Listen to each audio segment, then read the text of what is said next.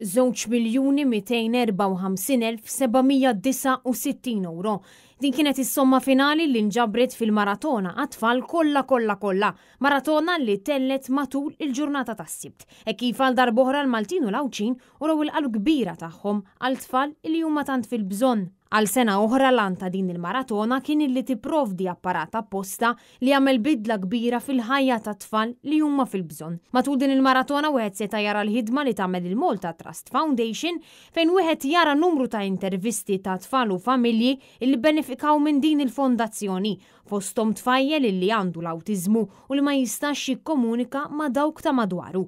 Iżda li qed jagħmel użu ta' apparat elettroniku provdut mill-Malta Trust Foundation sabiex jikteb dak li qed jaħseb fejn imbagħad dan l-apparat jitkellem għalih u bekk dan it-tfajjel jista' jesprimi ruħu mingħajr frustrazzjoni illi ta' madwaru mhux qed jifhmuh. Il-Malta Trust Foundation twaqfet fl-2015 mill-eċċellenza tagħha Mary Louise Colejro Preka bilan illi tgħinu tagħti sapport lill-individwi illi għadhom żgħar fl-età li jkunu għaddejjin minn sitwazzjonijiet partikolari.